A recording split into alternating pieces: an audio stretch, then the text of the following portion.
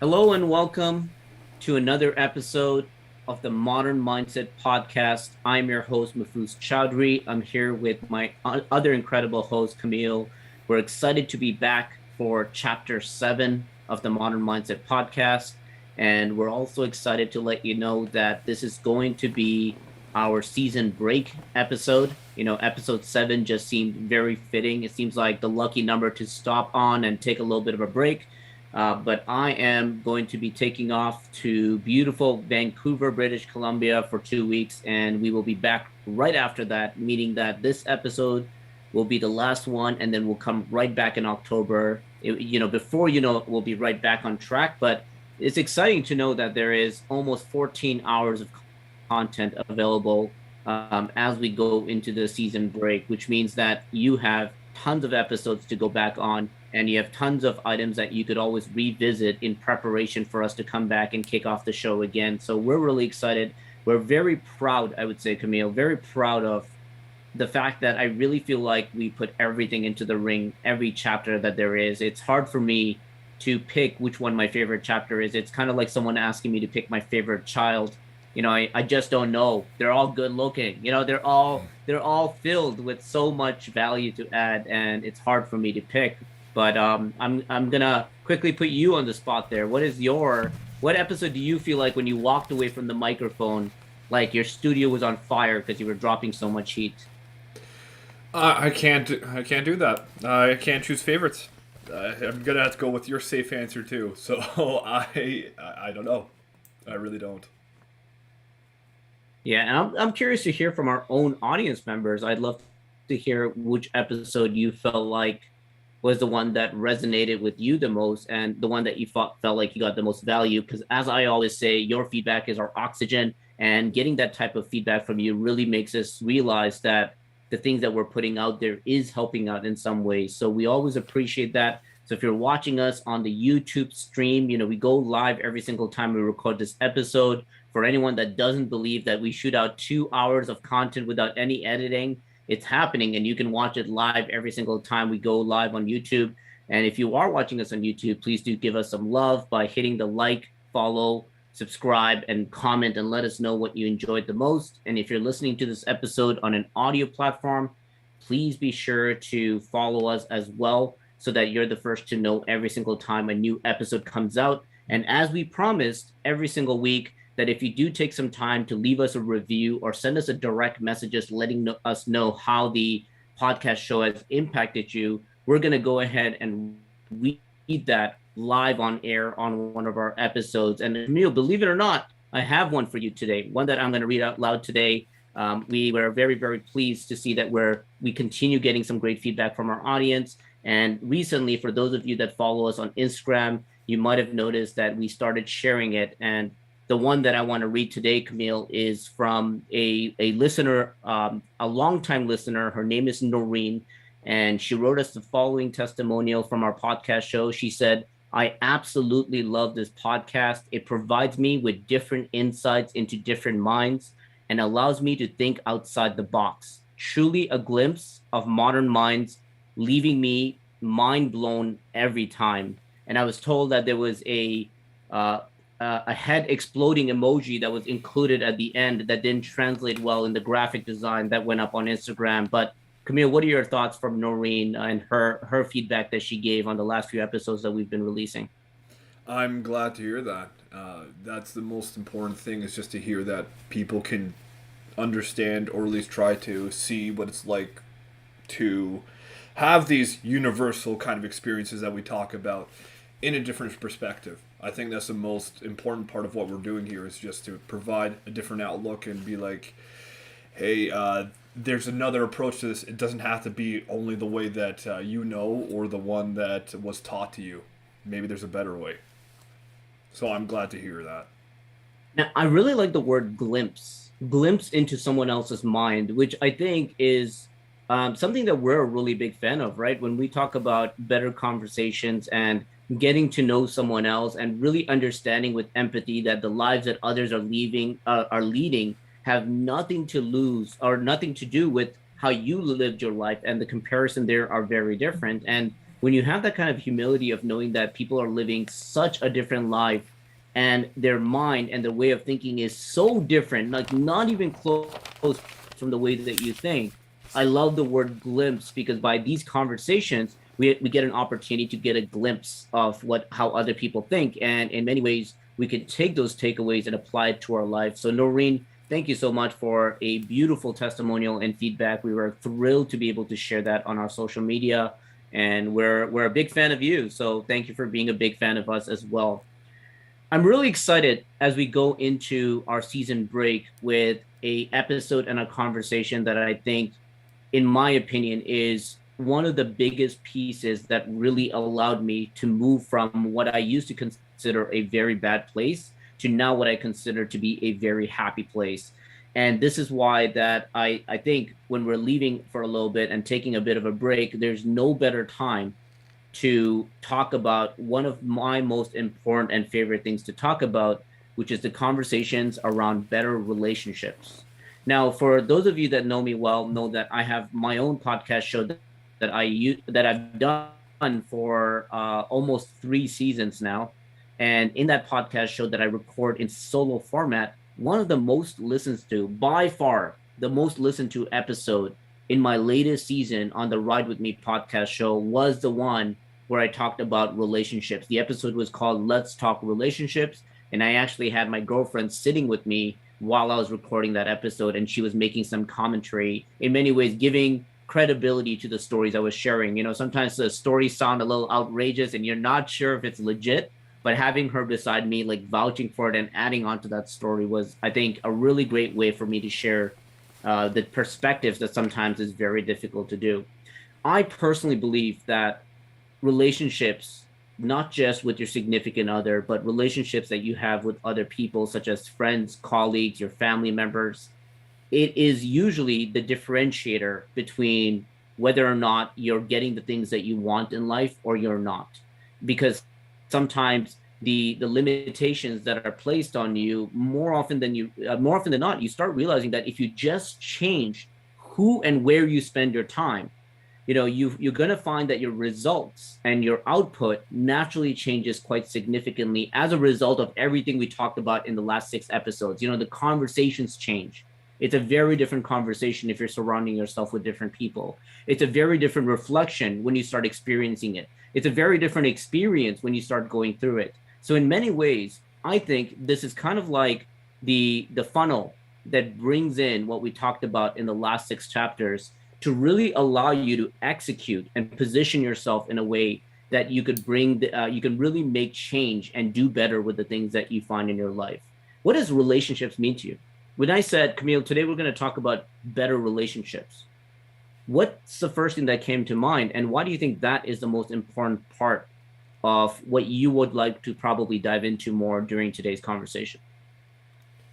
I think about how you connect, right? When it can be a connection with almost anything, anyone, right? With parents, with friends, family members, even yourself. Like, how are you connected with yourself? And I think that's the most important part, at least for me, is what I find too. Is I I sometimes struggle with the idea of being being aware and present with myself and actually listening to my needs. And then that extends to other people as well and other relationships, as I may not be able to express my needs and how it pertains to the relationship.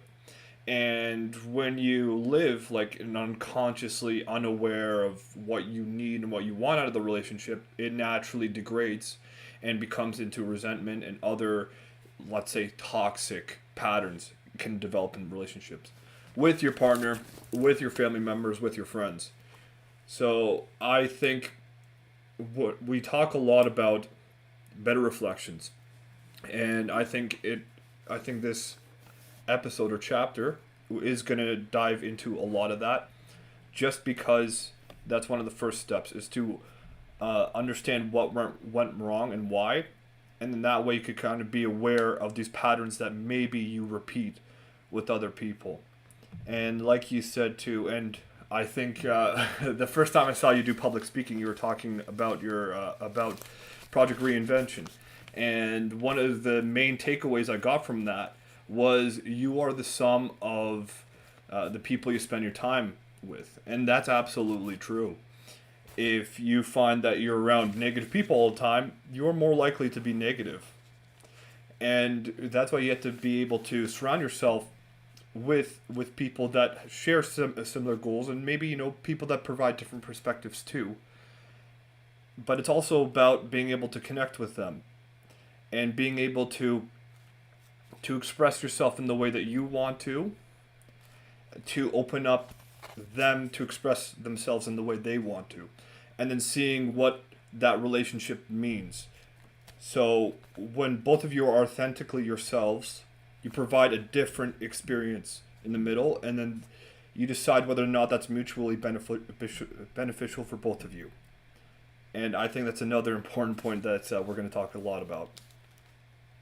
I like that we're going to be able to dive into the different types of relationships one at a time. And I think that's going to do a really good job in dictating the different ways to approach different relationships. I hear this a lot in my personal development talks. I go up on stage and I talk about being able to live your own life and the way you want to live, and that if someone is holding you back, you don't have to have them around you in your life. And usually the question that I always prepare myself to answer is, what about family? Right? Like, okay, we can cut out friends. Okay, we can leave the job, but your mother is your mother. Your father is your father. Your sibling is your sibling. Your cousins and aunts and uncles will always be around. And that part, although you can physically and maybe mentally and emotionally break away from it, there's still that connection that that person will always be your father. That person will always be your mother. And you can't just go out and being like, okay, you're my father today because I respect the way you live. You have to kind of deal with the way that they've lived their life and their perspectives. And although there's some opportunities to evolve with them, that's not always the case. And I hear that more often than not from other people in the audience. And the biggest thing that I think back to, when we're talking about better reflections, I reflect a lot back to, first and foremost, why I'm so grateful for all the things my parents have done for me. As a matter of fact, when I first started my public speaking, and you may remember this when I used to speak on stage, is when I used to talk about my burning desire and my why, I used to always remind people that my why was my mom, right? And that no matter what, I would always tell myself that I couldn't look my mother in the eye and say I'm giving up on her. And it did drive me for a very long time. And I still think it's very true to this day. But I also had to have a big shift in my way of thinking when I started realizing that there's a lot of things that I was raised with that I heavily disagree with. The only problem is although people see disagreements and the way that they were raised as incorrect, usually that's stacked on with an emotion, like you said, resentment, right? It usually comes with, I resent them for what they did to me. I blame them for why I am the way that I am. I hate them for making me grow up this way. And that becomes difficult because although there's disagreements and valid disagreement, it also is followed up with probably breaking and ruining that relationship without the opportunity to ever fix it again. And I think one of the biggest evolutions that I had with my relationship with my parents is somewhere along the way, as I was growing up, I started realizing that I don't agree with their perspective and views of everything. To their defense, they grew up in a very different time. They grew up in Bangladesh. I was raised in Saudi Arabia and brought here. So what I was exposed to, along with the internet bubble, being able to be part of that explosion of information, I started realizing very quickly that I don't think their old-fashioned way of thinking is very valid anymore. But the problem is how do I coexist and have a healthy relationship while I still disagree with them? Because at the end of the day, it's like a disagreement could be looking like you're disobeying them.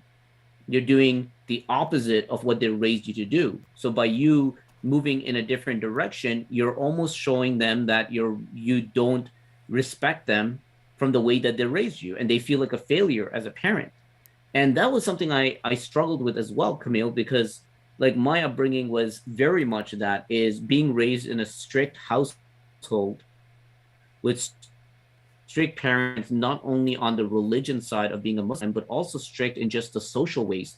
I was raised as a very, very shy introvert. someone that was terrified of speaking with strangers because I was always raised to believe that it was wrong to speak with anyone else. Be quiet wherever you are around. We're very conservative in the way that we were raised. And to me, that scarred me for a very, very long time. And I think it's also worth maybe learning a little bit about your origin story and your relationship with your parents, because I think one thing that you and I really connected on, last episode we talked a lot about our unique friendship and how we were able to connect, and a lot of that came to commonalities of experiences. And I'd love for you to share maybe a little bit about your relationship with your parents, and then also maybe like that next step, like when there are disagreements, where does the coexisting happen? How is there respectful disagreements rather than resentment, which I think is a very difficult thing to do for many people. Yeah, I think so too. It's very difficult, especially especially given the age range. Because I found, when I was a teenager, it was seen as rebellion. Like any kind of opinion you had that was a disagreement was rebellion. So it was just framed completely different. But now as an adult, it's more it's more accepted, or it's I think there's more understanding and respect around that. But it could be unique to everyone's unique situation as well. So I grew up mainly in a smaller town around here, and which had about I think 50,000 people at the time, and I was far away from everyone. We lived literally a house in a forest, and we had to make a driveway that was like 500-meter driveway by clearing the woods and actually like putting gravel and stuff. So I was kind of secluded from a lot of people, and I would see friends maybe once a month. And the way I was raised was that my mom had two jobs, so I barely saw her, and my dad was kind of absent in my childhood, and my mother had certain expectations of me of being academically successful, and the fact is that I was slow, maybe mentally as well, but at least developmentally wise when it comes to speaking and reading. So I had to do a lot of work around that in homework. So I had high expectations of performance around school.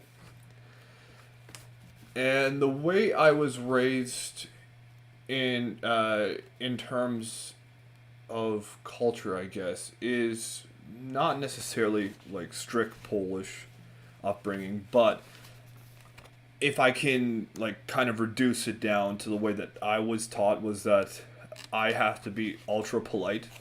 I have to be very reserved. Don't speak unless spoken to, and kind of like avoid, not necessarily avoid strangers, but don't interact with strangers unless I absolutely have to. And I had to be kind of almost like don't be a burden on other people was the main message. And to do that, don't ask for help. Don't ask for help unless you need like absolutely need to. Try your best, like put other people essentially above you. Try your best to help other people. And in terms of, well, like it's really hard to explain because I naturally rebelled, and given the fact that my mom was like gone most of the time, I was able to like do these things, but I often lived a very like secluded to myself kind of life. So I've been alone a lot, and growing up, I kind of like would would do things that were not acceptable, like drugs and alcohol, and I would, even though my mom was really religious at my childhood, I became an atheist around the age of 13, and so we had a lot of discussions around that. So how the discussions went, because I guess that's an example of a disagreement, was that given I wasn't the most emotionally intelligent person back then, so I would refute everything with what I thought was facts, but it was actually like emotion. It was actually my ego disguised as facts, and what that naturally led to was just a bunch of defensiveness, a lot of anger, resentment towards the issue, towards, I guess, each other, because it became more of a feeling that I was I was rejecting the lessons taught by me, and I was rejecting this person's experience. And given the fact that it's my mom, it's almost like I don't trust her, and that was the way I sub communicated. Right? It wasn't because I disagreed; it was the way I disagreed. And with her, it just made me. And then on her end, how it made me feel was that I was lied to, that I'm not respected, and that my expectations are solely based on her expectations, and everything surrounding my life had to go according to her plan. However, my parents were good in the fact that they gave me a lot of freedom as well, and that one of the qualities I really admired that they instilled in me is that if I have to work a job that I hate, but I make a lot of money, it's not worth it. It's always worth getting like a career in something that I enjoy. So they always nurtured me towards that, which was great. Although they disagreed when I joined the military reserves, when I wanted to be a police officer, and then when I thought I was going to be a psychiatrist. They had a little bit of pushback there, but I guess the main example of the disagreement was based on religion. And again, you and I are gonna like really dissect, I guess, the how. But I just wanted to introduce that. Yeah, it's really interesting that your parents still gave you at least a limited amount of wiggle room to kind of find something that you love, rather than you have to pursue this job because this might be the only way to be successful, right? And that gives you a little bit more opportunity to explore and try new things and study and learn that there's more that the world has to offer than just that one job description that everyone subscribes to. I put things in perspective, and when I think about things in perspective, I think about, like, imagine you were the parent.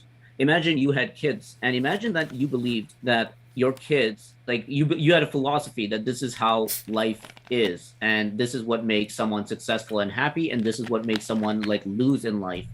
And you really believe in that. And let's say you were wrong, but you still believed in that to a full T. It makes sense that you'd want your kids to subscribe to that way of believing, because to you, you truly believe that this is the way to live life. And then all of a sudden you see your kids are doing anything but that. And imagine how it makes you feel, like not only the valid concern that you would have for your kids, but the disrespect and the feeling of failure as a parent, that everything that you believed in, they're totally against it. And it makes you have a feeling of the fact that you really did a poor job with your life in the way that you believe that you're supposed to live and the way you raise your kids. Imagine how hard it would be for your kids after you've lived, like let's say well into your 40s. Imagine how hard it would be for your kids to convince you that everything that you've lived up to is actually wrong. And I think about that perspective for my parents, right? It's like they were raised by their grandparents and my grandparents, and what they learned from their parents were very different from what I learned, right? And what they were exposed to back then is very different from what I was exposed to. And their way of believing was that you have to have kids, you need to get them to a good school, they need to get a high paying job, and then they need to get married within the same culture, within the same religion, and they need to have kids. And then you need to pass on the same beliefs, and then they can live that, then they can say they lived a good life. And that was what they were raised to believe. So when they have to look back at their parents, which is my grandparents, and say we didn't achieve that, like they also have their inner demons and their inner battles that they have to go through. So it's so important for me to lay that perspective down first, because if you don't have that level of empathy, instantly resentment comes to mind, like, oh, my parents ruining my life, right? It's like you realize that they had their objectives of what mattered to them in their life, and with sometimes with you going a different direction, they're no longer meeting that objective, so now they feel like a failure in their life. And I can't imagine how good that might feel. So from my perspective, when I had that level of empathy, I would say that was the catapult that made me actually start thinking a little bit about how to have a different type of relationship with them that didn't have anger and resentment. Rather, it had the ability to respectfully disagree. And that is important to note. Huge difference between respectfully disagree and resentment, although from the outside it may look very, very similar to a naked eye. But if you can have that shift in perspective where both parties involved, you and the other person, are well aware that there is a common respect that's being held with this disagreement, it completely changes the dynamic. And I have to credit this actually a lot to you, Camille, because this is something that you have made me realize, not necessarily through words but through action. I'm a strong believer in leading by example, not just talking the talk. And when you actually had this very heavy discussion with your mom about your past and the relationship that you have with her, and you said that it actually in many ways helped the relationship with your mom and made it even a little bit better, that gave me a little bit of hope. And that made me think, like, can I do that the same thing with my parents? Can I have that type of relationship where I can have a very deep reflective conversation with them that allows me to have a healthier relationship with them, even if it's a little bit healthier? Because at the end of the day, I don't want to live the rest of my life saying there was bitterness and hate just because of the disagreement and change of perspectives. If I really believe that everyone in this world is allowed to have their own perspectives and beliefs, who am I to judge my parents for having a different perspective from mine? And by your example that you presented, by the way that you have had a very, very healthy discussion with your mom, it made me actually go back and talk with my dad. And the conversation I had with my dad was very different from how the conversations used to be when I was younger. Because when I was younger, the conversations I used to have with my dad was attached with resentment and hate, and sometimes loud volume voices and anger, and walking away from each other feeling worse than we did when we started. But this time, the conversation was different, where I came in with the perspective that I am actually happier than I've ever been in my life. Yeah. And the conversation I had with my dad is, even though I didn't do it the way he wanted me to do it, shouldn't that be what matters at the end of the day? That his son is happier than he's ever been in his life? Like, shouldn't that be the metric of success for you? And I can tell that when I started having that conversation and putting that question into the ring, the relationship changed a little bit. And when I say a little bit, it's important to note it doesn't mean that they changed their entire way of belief and said, yes, everything we believed in was wrong. That's not easy to do. But what they did adjust, and the dial that was slightly modified was the fact that they allowed two different perspectives to coexist under one household. The fact that, okay, maybe he didn't go out and get a job through this university path and in these four occupations like engineering, doctor, lawyer, maybe he didn't do that, but he's still earning money and he's happy while doing it. Maybe he's not as religious, but he's a good person, right? Like those type of conversations start happening instead. So even though we may not completely be in agreement and alignment with how life is supposed to be lived, there's now some level of breathing room. There's some level of respect. There's some level of wiggle room that you mentioned earlier that you got that I never got. And I was very fortunate that I was starting to be able to get that, because what I realized more and more is that results is what speaks volumes. When you go out there and prove that you are still able to achieve the end objective of what they wanted without you having to take their path, they start automatically realizing that there's opportunity for you to still get good things out of life without doing it their way. That maybe there's more than one path to that destination. And then that starts opening the mind to better conversations.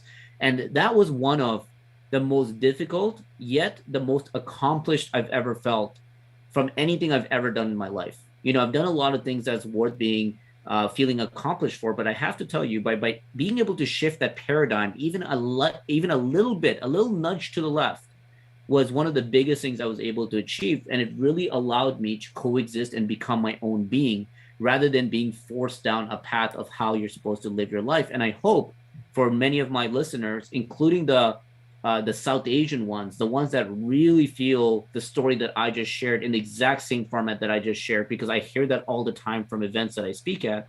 I hope you look at as an opportunity to also shift the paradigm in your household, because it changes the relationships in ways that I couldn't even imagine many years ago. And again, a big part of that is thanks to you, Camille, by you leading by example, being able to watch someone in another culture, in another type of relationship, in another story, being able to make that paradigm shift was a huge inspiration that allowed me to do it as well. Well, thank you, and I appreciate that. I guess I can share the example. I just had to give some context first. So, how Polish people tend to be, unfortunately, is that they chase status for the sake of chasing status and not actually the meaning behind it. They don't really care about being, let's say, a good doctor. They care more about the title of that. And a lot of them tend to look down on other people and become arrogant and kind of use it as a way to kind of differentiate themselves. And they like to spend money to present their status, like i.e. the expensive car, house, clothes, such as that. And they do it kind of maliciously, sometimes unconsciously, but very maliciously, just to look down on people, and they judge people based on stuff like that. So naturally, I I saw that all around me, and I see my parents kind of subscribe to the same belief, and it can come because they, in their adult life, they grew up in communist Poland. So it was a completely different time, and resources were scarce. Curfews were in place. There were a lot of restrictions, and people had to fight to get like basic stuff. And even then, it's ridiculous some of the stories I hear. But anyway, I digress. But that kind of made me realize that like this whole time, I was kind of chasing brand names that I don't even like. For instance, on clothes, like I don't like this shirt, but it's kind of like, well, this shirt is like Diesel or whatever. I don't even know good brand names, by the way. But like they're like, you should wear it because of that. I'm like, yeah, but I don't like the shirt. Well, it's like, yeah, but it's like that. I don't care. So what I realized is that like is what is kind of like communicated to me is, chase status, and that's your indicator of success. The higher you are amongst other people in comparison, the better of a person you are. And I rejected that because I don't care about the colors I wear. I care about the colors I show. And see the same in other people as well. So it kind of frustrates me. But that was that was their indicator of success that is naturally like kind of taught on me. And also in regards to the relationship I had with my mom growing up, it was very difficult because she was gone a lot, like because she was working, and the time she was there, she wasn't able to fulfill the mother role for the most part until my parents got divorced in my preteens. And as a result, when I needed that emotional support as a kid, I couldn't go to my mom because she was already tired. So, to her defense, I can't imagine what it's like to work two jobs, come back home at 8 or 9 p.m., and then cook dinner for the next day, and then have your kid be like, "Mom, I need like mom, like a girl told me I was stupid at school," and so some days she just didn't have the energy, and I didn't recognize how that affected me developmentally, because it was a sense that I I ended up learning that I wasn't allowed to have my own emotions because they were a burden on other people, i.e., they were a burden on the world because your parents are your world in those early years. And I didn't realize that till much later in my life, but I carried around this resentment towards her, and I never really trusted her in when it comes to my own emotions subconsciously. But I always felt this anger towards her in that regard. And then also, when my parents divorced, I was living with my mom, and she was a single mother for quite some time. But there were a lot of weird things going on, and uh, with her in particular, it's difficult to be single mom. I get it, but um, she had so much anger towards my dad that she kind of villainized him and made him seem like everything was his fault. When it comes to divorce, the reason why I'm unhappy is his fault. The reason why I can't get some of the things that I want, like, little toys or whatever, or back then we had toys, cookies, or like, weird little things, activities I couldn't do because of my dad, because he wasn't paying child support or alimony, and how much of a saint she is that she's not bringing him to court for that. That was the mainstay of the conversation, and that I naturally felt like it was my dad's fault. Also, before the divorce, my mom, my mom came to me with her emotional needs, and at the age of 11, I was dealing with some heavy shit, like her, like adult emotional stuff. So I became naturally the person that wants to support someone when they're going through something emotional, and I wasn't developmentally prepared for that. I wasn't psychologically or emotionally prepared for that. And then at the same time too, when I had my own emotions, I naturally had to suppress them in order to support someone else's. So that led to stuff I had to work on. Like, even now I have to kind of work through it. And she showed me a love letter from my dad that he sent to someone. So she said the reason why we're having a divorce is because I'm working two jobs. Your dad's unemployed, which was true, and he's cheating on us. Well, he's cheating on her. um, and then so from the age of 11 to 16, I absolutely hated my dad. And I was angry. I was always distant, dismissive towards him. And then there was a particular talk we had when I was 16 where he's like, listen, I was going to wait, but I can't wait anymore because I know that we don't have the best relationship. And then he started telling me his side of the story about the marriage. And the reason why he was unemployed was because my mom was cheating on him the whole time, even before. That's why we had to move houses. And he just wanted to make sure that there wasn't another guy in the house. And as a result, I felt like I couldn't trust anyone because for 4 years or 5 years, I ended up hating this person, which turns out was innocent. And I was led astray in thinking that he was the perpetrator. And then when I asked him about the letter, he said that it was a jealousy tactic to get her more interested in the marriage again. So now the reason why I had this conversation with my mom was surrounding the fact that she was unfaithful in the marriage, and what she did to me in regards to putting her emotional stuff and that letter really affected me developmentally. And I wanted to clear this resentment I had for so many years because I promised my dad never to bring this up for the sake of my brother, because we don't know how she would react. And I believed him at that point. So, what I initiated the conversation with, well, first of all, I asked if we can have a conversation.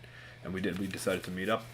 And I said, I want to thank you for everything that you've done for me. You've done so much for me, and I'm truly grateful for all the positive things that you've done, which is give me a lot of freedom, which was allow me to experience life the way I wanted to, even when you disagreed, and to actually like choose a career that I want for myself and not one that is meant to be for money purposes or anything like that. So I start off with just telling her all the things I'm grateful for in terms of that. And then I said, listen, I know how difficult it was. Or at least I can only imagine, because as a kid I remember how bad that marriage was. I don't remember having a single happy memory of both of you together. So I want to know, because I can only imagine that you went through hell. So why were you guys together, and why for so long? And what made you like do these things? And through opening up about like that, and then and truly trying to see and put myself in her shoes, see her perspective, to actually understand how emotionally draining that is to be in such a toxic relationship and to have children in that, and then feeling that need that you have to stay in it because of the kids. So I I really had to empathize with that, and at the same time too, this resentment I felt was naturally shifting to more compassion and empathy because of that. And so when I brought up the things I wasn't happy about, I didn't do it in a place of anger. I said, "Listen, I some of the things you did, uh, when you did this, I felt this way, and it really got me. It really made me angry. And for so long, I've been holding all these negative emotions, this resentment, this anger, this kind of distrust, this apathy, and this kind of coldness, this distance,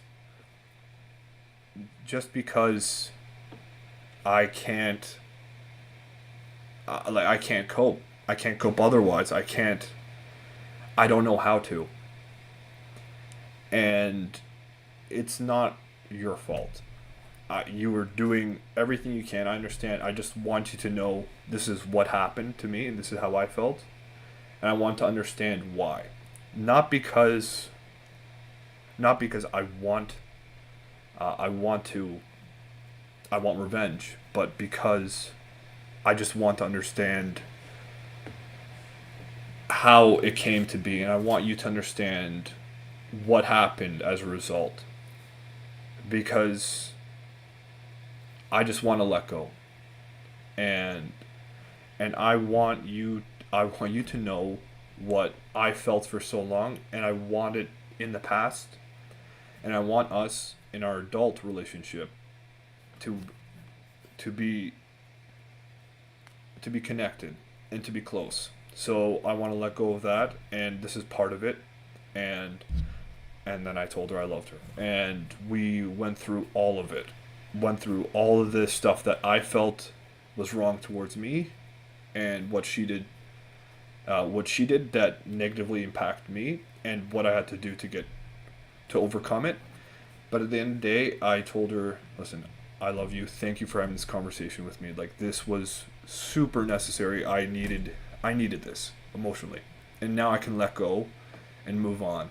And I want you to know, even though that I suffered so much, I don't blame you. And I'm okay. So thank you.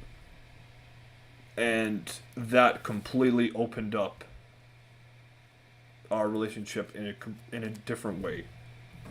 It was no longer this kind of walking on eggshells, this kind of holding secrets, lying about how I feel. I'm more honest now. I don't hold these grudges. I don't hold these resentments, and neither does she. At least I hope not. But I think the biggest step you can take is to recognize that, like you said, this person has their own upbringing, their own objectives. They have their own mission, so to speak, and they see you as part of it, but they don't own you. So you have to have that kind of conversation, which is like, I understand, I respect that, I disagree, and I'm my own human being as well. And you, as an adult, control the relationship you have now. As a child, you couldn't, but now you can. And that's the most important thing to recognize. Man, um, first and foremost, thank you so much for giving as much context as you did. I mean, as much as privately I know a lot about these stories, it's really courageous and very, like, I really admired your ability to open up as much as you do on this podcast. We weren't kidding when we said we really want to make sure we share every side of ourselves to really bring this podcast to life, and you definitely don't hold back.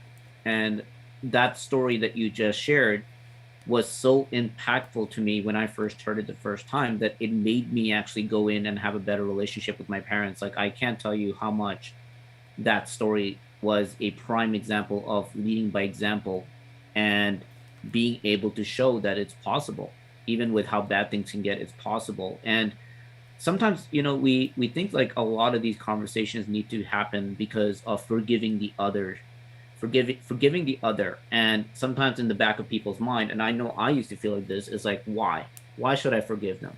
They ruined my life. They took away my childhood. They made me the person I am. They gave me the insecurities I have today. But more often than not, these conversations that needs to happen around forgiving is more about self-healing than it is about forgiving the other person, right? And the self-healing of the realization that you still got to go and live life, and you still got to either take these burdens with you, or you just got to lay that backpack down and move on with that part of you. There's a common saying that resentment is like drinking the poison hoping the other person dies. And I remember even watching a Steve Jobs clip just yesterday with a clip that he was giving, I believe, in Harvard during their convocation, and he was the guest speaker. And I believe this was around the time that Steve Jobs knew that his life was coming to an end. And he said in his speech that when the realization that you're going to die is one of the most exhilarating realizations in the world, because the moment you truly understand that, the moment you truly understand that you're going to die, you start having the realizations that there's so much that you hold on to that doesn't matter, right? And he talks about the shame, the fear, the risks that you could have taken, but you didn't because you're worried about what other people are going to think. But then he also talked about the guilt and resentment component. And I think there's a big part of that that makes absolute sense is at the end of the day, you live a life, and you either live that life to the best of that you can, or you live that life blaming everyone along the way, and then your life ends. And I think I would rather choose the first option of living the best life. And part of these conversations that are sometimes difficult to have allows you to let loose of the things that were holding you back, because the relationship that I have with my parents are far better than it ever was. I can't say it's at the best potential place because there's still a lot of that history and there's still a lot of those disagreements, but it's far better in the way that we coexist. And as you mentioned, yours is as well. But I'd love to just dive into that a little bit more before we move from parents. Is what is like, how would you describe what your relationship is like with your mom now? You said it's better. What does better mean? But also, what have you noticed from an internal standpoint, your way of living and how you feel every day? How has that changed since you had that monumental conversation? Huh. With her, I guess now it kind of seems that it's almost like it's almost like a friendship in the sense that we're two individuals now. It's not that kind of authoritative yes mom kind of thing where like you would assume like as a kid you would grow out of, but there still is that natural tendency to hold on to a little bit of that where I don't listen to her because I have to. I listen to her because I want to, and that I actually it's a different kind of respect now that we both mutually share. So now I don't have those kind of feelings of resentment in the sense that that she instilled these lessons in me that I disagree with. The ones that I disagree with, now I can actually look like almost like a friend giving me advice, as opposed to a parent who was my world once upon a time, like repeating this and kind of like downloading this into my programming. Now just I can kind of separate between the two better than I can. So that is a very kind of intangible kind of way to explain that, and I know that it's kind of hard for me to express because I can't really express it, but there's a separation now where I choose the connection we have, and the connection we have is still the mother and son, but it is more of the adult kind of respectful kind of I want to have the connection, not that I have to or that I need to. It's more that I want to nurture this now. So there's a kind of shift towards that, and how that affects me day to day is that uh, that I want to kind of work with her. Like I want to help her ease it, like make her day better, and then it makes my day better as well. And it's no longer, I don't have the sense of obligations. It's more, again, desire to. So what that makes me feel is that when she asks something of me, it's a request, not a demand. And I'm able to walk around with more appreciation, more gratitude. I'm able to be more honest. So I feel a lot more free. And as a result, I'm happier. As a result, I don't try to avoid certain things. And now there isn't this kind of fear that I have to live up to certain expectations, or that I know what she wants out of a child, that I kind of want to kind of be like, impress her in some kind of weird, like, subconscious way that we all have. I feel like that there's a lot of distance towards that now. So how, because I still live with her, so how it affects our day to day is that we work with each other instead of for, I don't work for her. And that's a huge kind of line there. And if there are disagreements, if there are certain expectations, we deal with that as adults now, not as like an authoritative kind of role. So I'm not sure if that's the best way to explain it, but I can't think of any other way how to. No, I think that's a great comparison. Even thinking about what a relationship like is with a mom and a rebellious teenager versus two people that are just friends, right? And the relationship that they have far exceeds just a friendship, but at the same time, there's that respect, like your partners in business, not like some like you're the employee of her company, right? And I think you put it in a great perspective there. The other part that you mentioned that is worth noting, and I think will very nicely transition into the next part of relationships, is our perspective of what a relationship is significantly changes watching our parents in action, right? Because no matter how many relationships we see with our friends and how many happily ever after stories we hear, we never really have that true understanding, and we also have a little bit of skepticism because we never see the full picture. We don't actually know what happens behind the scenes. We actually don't know if happily ever after is a frontal show where behind the scenes there's a lot of issues. But with our parents, we do. And that is probably the only other relationship outside of your own that you get to see from a full 360 and take in from that type of perspective. But when it's not a happy relationship, when there's a lot of problems, and when it doesn't look like an appealing relationship, it actually strays you away from what you think a relationship means and whether or not you want one, and whether or not it's worth getting into one, or even what a relationship looks like. Being in one of the most diverse cities in the entire planet has given me a very, very rare opportunity to get to know how different people live, different cultures reside, how different relationships operate. And the more I started spending time with other people, I started realizing that relationships are so unique. When they get into a relationship with someone and they start dating and they become serious and then they get married, although the story that's being told, from date to relationship to marriage to having kids, it's very linear, unless there's a mishap, which that's a whole different story of accidents and things happening sooner than it should have. But the stories are usually linear. But when you start realizing that between that linear story, there's so many different ways of living, so many different ways of what a date and a relationship look like, it starts making you a little bit more optimistic. And I remember that I thought about this when I was writing my book, Project Reinvention, in the year 2017, so 4 years ago. And there's a chapter that I shared, which was I wrote about my reflection when I was the best man at our friend's Mike's wedding, right? And I was the best man at that wedding, and I had an opportunity to see the relationship that he has with his wife. And as a matter of fact, I've known him so long that I literally got to see that relationship from the moment they started hanging out to dating, to me helping him craft the perfect text messages back in the days. to them becoming serious and then getting married, and then the honor of me being able to deliver the best man speech.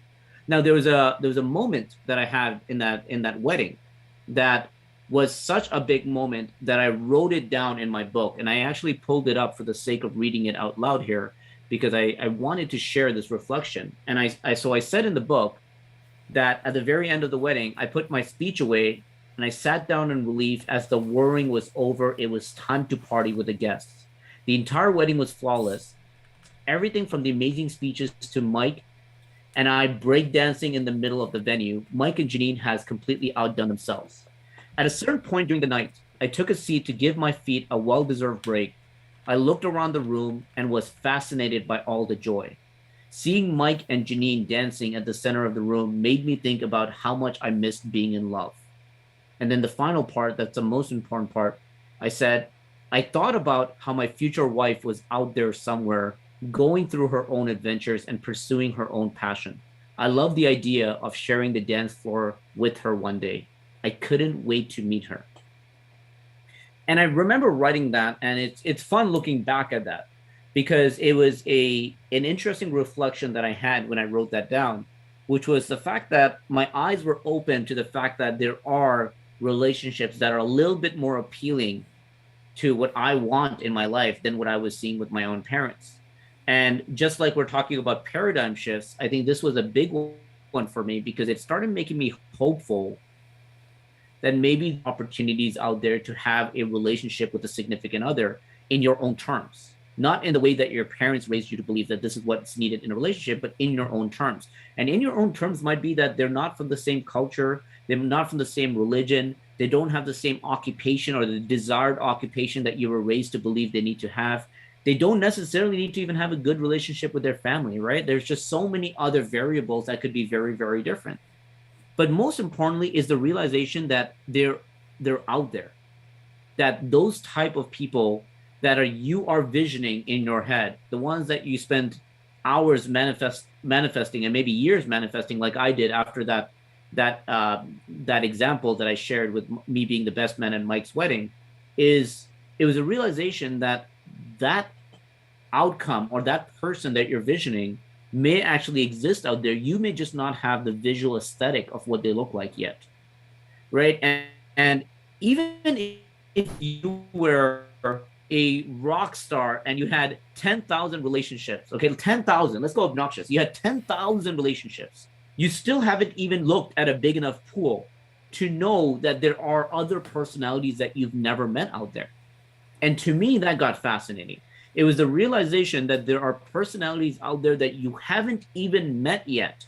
So when you think that you've met them all, and when you think like, okay, I've seen so many consistent personalities that this is what I think my significant other has to be, like there's nothing else out there, it blows your mind when you find out that there's more personalities out there that are nothing like what you thought and are far more desirable than what you thought. And when you start having that realization, what gets really interesting is that you stop taking out that motive that makes you want to settle. It makes you want to bring the bar down. It makes you want to say, okay, this is the best I'm going to get, so I'm going to deal with it. I'm going to find a way to compromise. And that's where we hear the word compromise. Like, I'm going to allow myself to compromise and settle for this because the thing that I'm visioning isn't realistic. This was a very hard thing for me to understand. And this took a long time for me to understand because the relationships I've had in my life were lengthy enough for me to feel like there was nothing better out there, right? And one of the relationships that I was in was 3.5 years, and it was a relationship that I really thought was a relationship I wanted. And it wasn't until I saw what was out there that I started realizing how wrong it was for me. You know, there's a lot of things where people say opposites attract, and I very strongly disagree with that because I don't think it's about opposites attracting, but rather the complementary sides attracting. And a complementary means that it doesn't need to be the exact same person as you. It just simply means that the parts of you that you love accelerates and enhances and grows as a result of being with that other person, not the other way around. Because the second is the other way around, I believe that what you're doing at that moment is compromising. And I think I want to spend a little bit of time, maybe the remainder of the time, because I know this is such a big topic for both of us, in going down the rabbit hole of relationships, Camille, we hear the word toxic a lot, right? And you also mentioned it at the beginning of this episode, but I would say a very, very heavily used word. Toxic friendships, toxic relationships, and the fact that this is something that's becoming far more common. What on earth does toxic mean? And why do you think it's more popular or more used now than it's ever been? I think toxic relationships in particular means a relationship in which you're degraded in.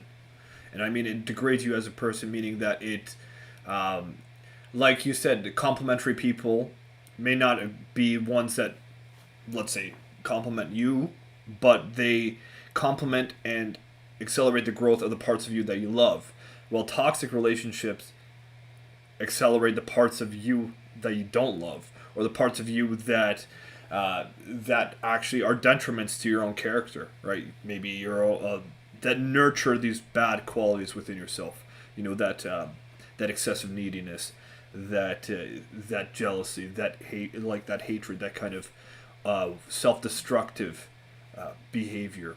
I think that's what toxic relationships mean, and we hear that a lot because we're so hypersensitive now, especially with the internet nowadays, to these negative things. And a lot of people try to look for problems rather than look for solutions. I feel now it's getting worse. At least my feeling is, and especially given the fact that I'm a doctor and that I have an MD, that I we over medicalize a lot of things, and we love to put titles on everything and create different pathologies for things that might even be just normal behavior, just a different variation. There has to be this new label attached to everything, and I think naturally it can be to our detriment, meaning that we if we attach these titles, it's hard to break away from them, and we assume their identity, and then whatever that identity even means, because now that it's put in forth in a textbook saying that this is an illness, then we're seeing that as this unique difference to yourself is not right. It's abnormal. And at the same time too, we see people that want to feel special. So in order to feel special, they have to attach a label that is unique to them. And then they create new ones. And that creates all sorts of problems. To go back to relationships though, like you mentioned, I think you put forth such a beautiful statement, which is that there are so many unique personalities that you're not even aware of, and you even if you've met everyone in your surroundings, there's still a whole world that you're not aware of. And also, what's unique is the fact that we have this life, and it's only for a certain amount of time, and the amount of time you invest in that person to see what that personality actually is like over time is impossible to do with every personality. We can put labels of there are 8 unique personalities. I hear a lot of stuff like with psychology, and especially like the big five traits, the oceans, the openness, conscientiousness, all that kind of stuff, extroverted, agreeableness, and neuroticism. Like then it becomes a category of that. So about like 25 different personality traits. But again, that's when you attach labels to it, and when you put this objective finding that we do in the Western world, which can create problems, because now that you have this kind of label that you attach to yourself, like I am INFP or INFT, so therefore this is my personality as described to me by people that are smarter than me and people that have done studies on it. It completely negates your uniqueness, and then also negates your uniqueness in the context of a relationship with another personality, because naturally when you are trying to create a relationship, you're putting two worlds together, or you're trying to create a new world while having your own separate experiences and the person's unique separate experiences. So you see how you fit into this world that you create.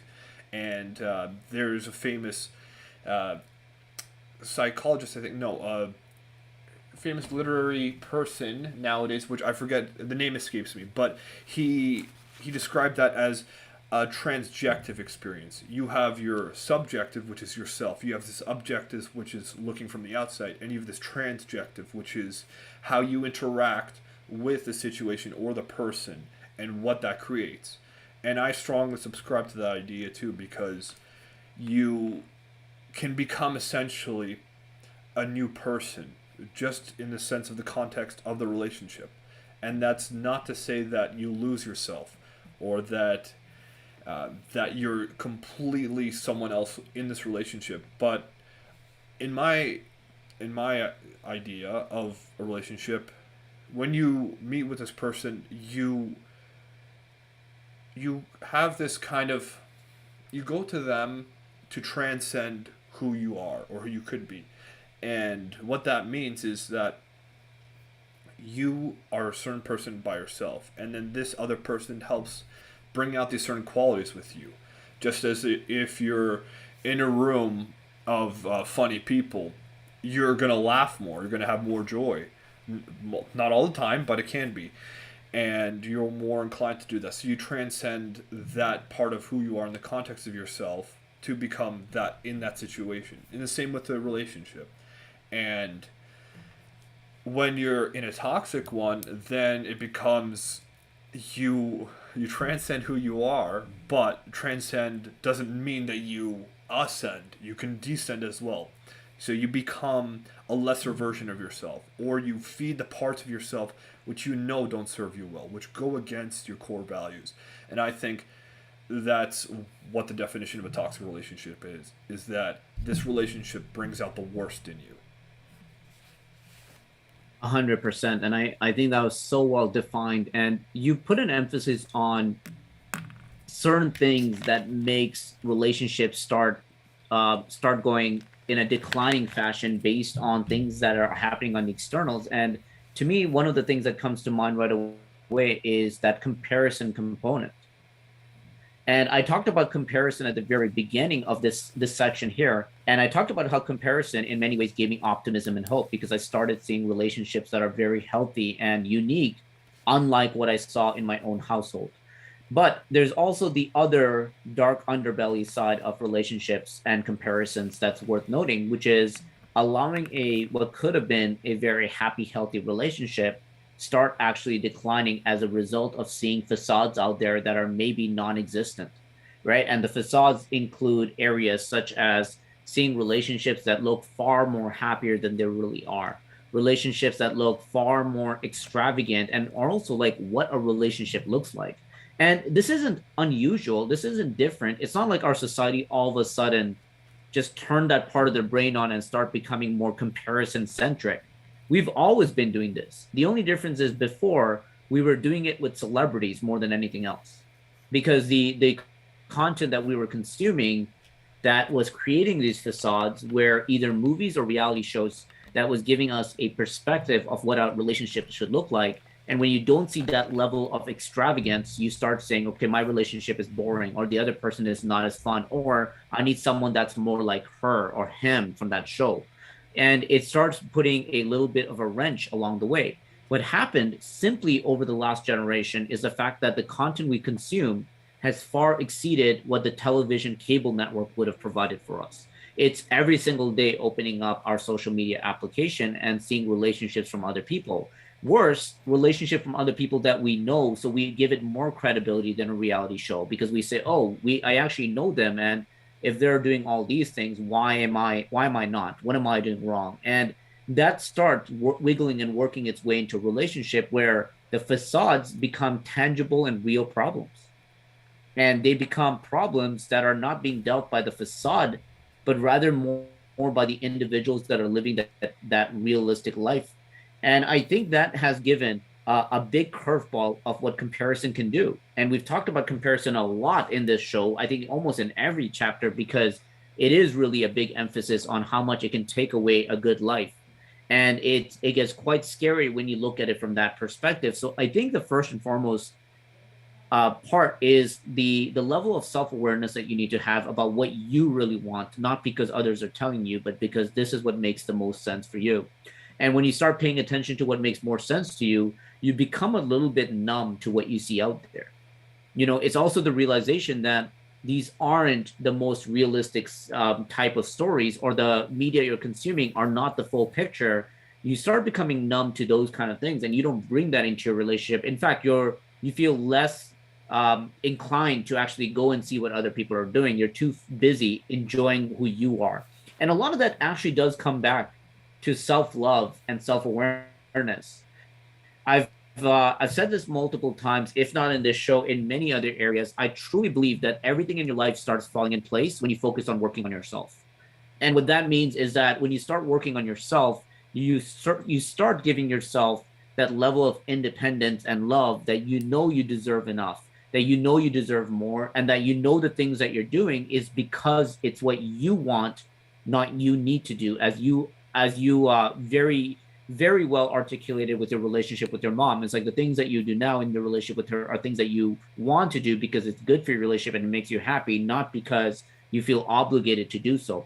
And I think that can also be brought into your relationship with your significant other. Is the things that you do is because you want.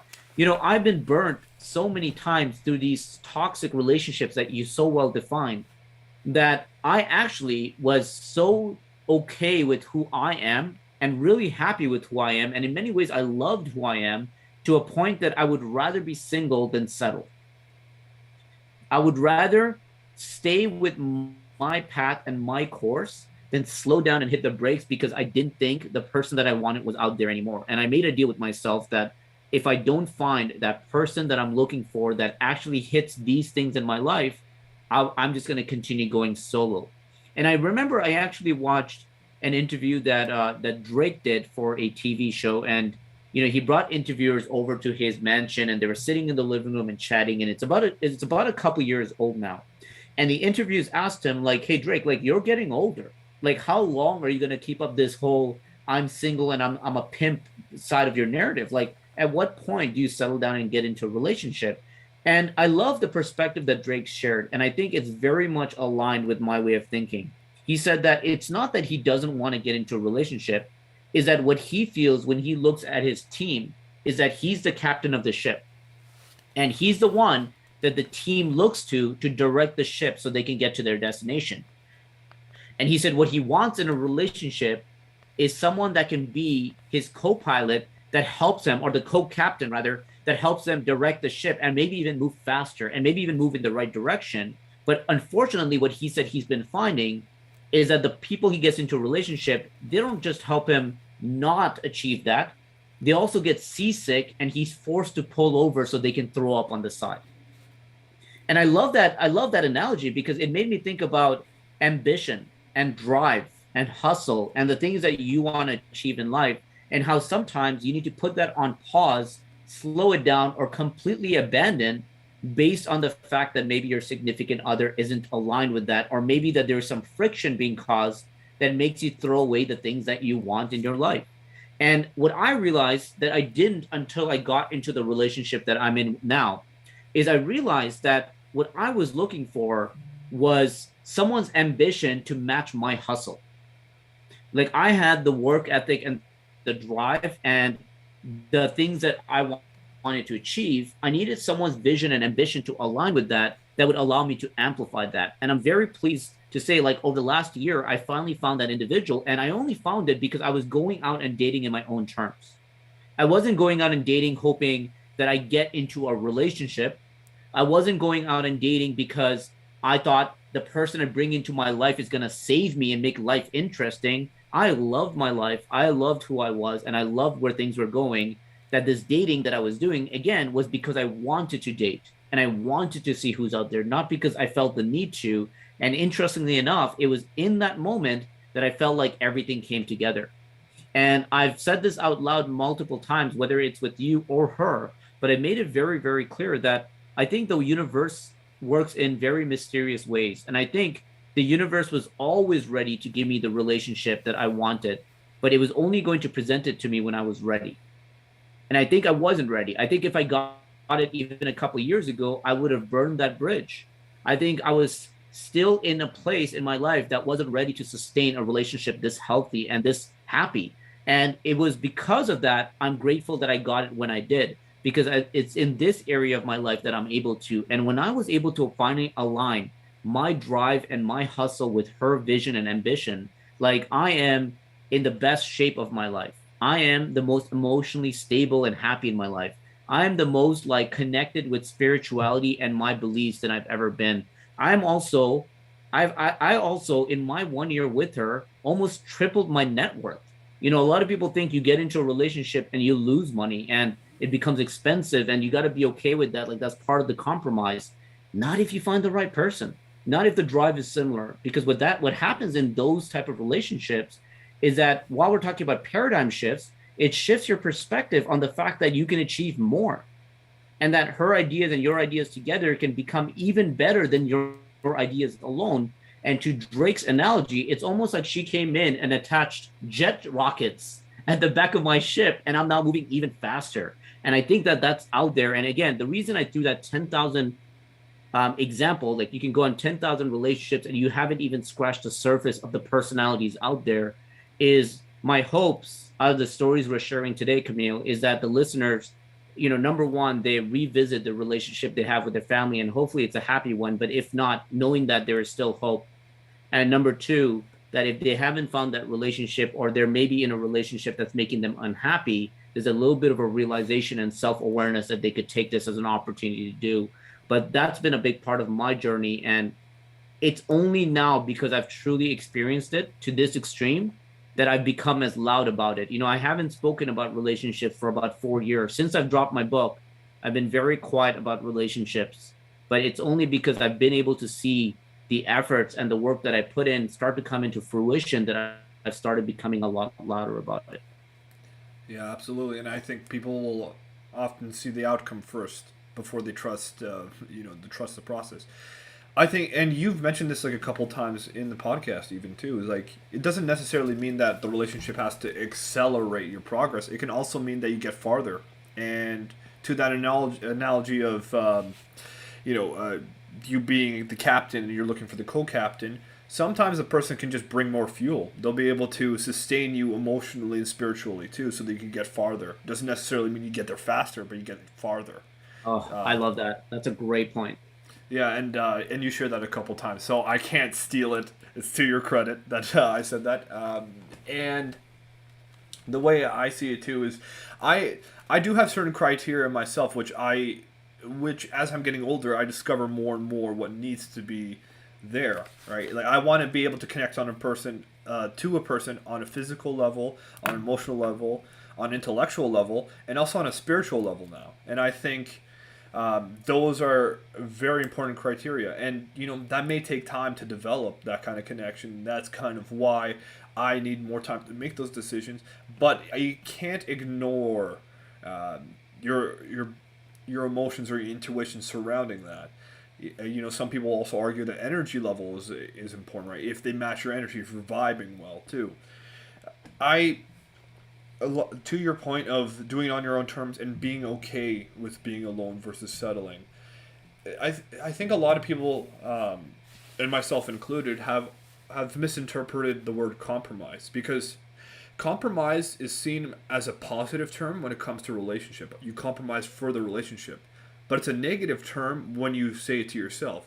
You compromise for the relationship, but what if you compromise yourself? And if you compromise yourself, meaning that you take away who you are as a person in order to sustain the relationship, I think that's where the line gets very clear that you're in the wrong one. That you have to, if it becomes a need, if you do it out of your own volition, then that's on you.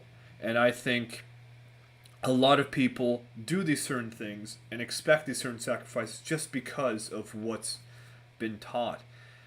And doing it on your own terms, like you described, completely puts a stop to that. And being able to have that sense of freedom that I'm looking for this and this is who I am and I'm not going to compromise myself for another person also makes you more authentically you. And when you are more authentically you, then you lead by example, and you're more likely to inspire the other person to be themselves authentically as well. So it also saves you a lot of time and it gives you more information because you're able to connect with the person of who they actually are instead of who they want to represent themselves to be, instead of who their expectations are of you and who they are because of the expectations they have on themselves, whether that's placed on their own on societal expectations, their upbringing, or their ideal self.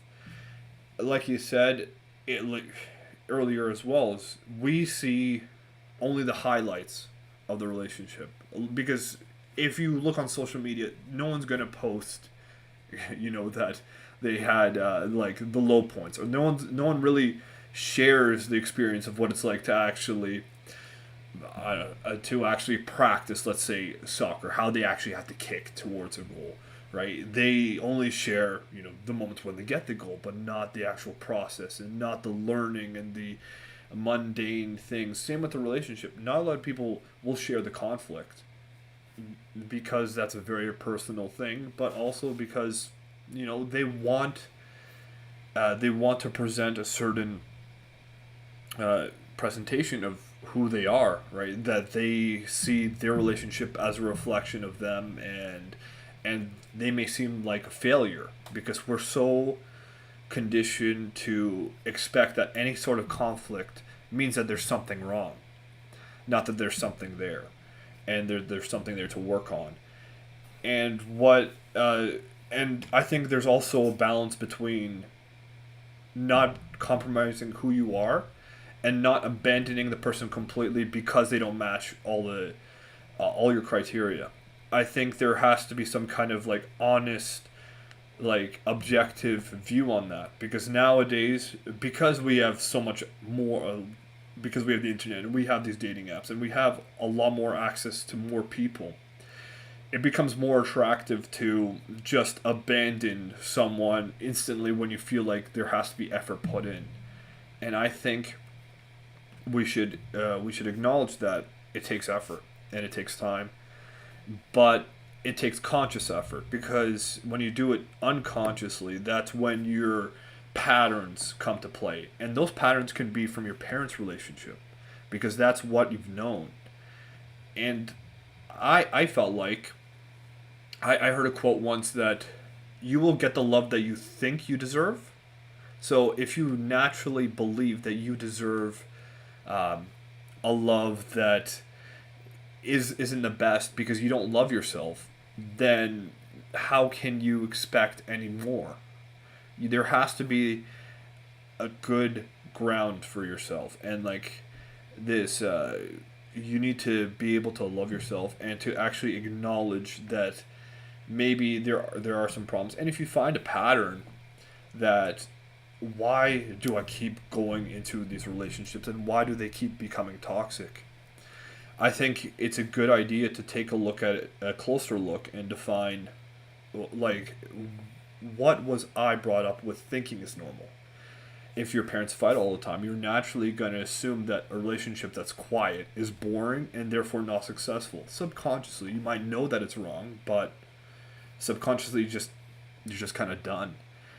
And someone also brought up to my attention the attachment theory, which I can I have mixed feelings about, but it's good to take a look at as well if you want to understand who you're attracted to or how you function in a relationship. Like, why are you pulling away? Why are you giving so much? Like, why are you insecure? There are three types: the stable attraction style, the anxious one, or the avoidant one. And if you look at those and you find which one you connect with the most, like what has been the underlying theme, that can also give you more of an idea. And it may, and it is attaching a label to it, but at least if you don't understand what's going on, that can give you a bit more information towards that. Yeah, there's so much good stuff there, man. And I want to backtrack a little bit to the item that you said at the very beginning, which is the emphasis on trusting your intuition as well, right? And it's really the belief that the intuition gives you a lot of knowledge that sometimes you're not able to feel or think about logically at that present moment. And what you don't want is you don't want your intuition to say, I told you so, right? Which is the fact that it's too late and now you're looking back and you're like, I wish I listened to it. It's worth listening to it. But then I'm also going to put a second line here that emphasizes that listening to it doesn't mean just always do what your gut is telling you to do. Is ask yourself why you're feeling the way you are, because the reality is in more situations than not, when you're in an environment that's either toxic or working against you, you actually don't realize it while you're in that moment. You don't feel the heat while you're in the fire. You end up getting out of it and then wondering what on earth were you thinking. And more often than not, that was a good realization that the gut feeling would have kind of indicated that something was off about it. When you're in these type of relationships and you start getting that bad gut feeling, that intuition feeling that's telling you that something's off, it's worth really thinking about why that's the case. Another good example of the fact that the intuition is giving you information, not necessarily just telling you to do it for the reason you're doing it, is when you get out of a relationship and you keep going back to him or her and you're not sure why, and you try to convince yourself it's because you have feelings and because you can't let go of that person. But if you spend enough time actually really thinking about why you go back, you start realizing that there's deeper layers. One layer that's quite common is that you have so little confidence in yourself that you don't think you can find someone else, or you don't think you can find someone better. So you cling on to whatever you think is available because you think that's the only option, which therefore defines the word settling, right? You want to settle because you don't think you can find something better.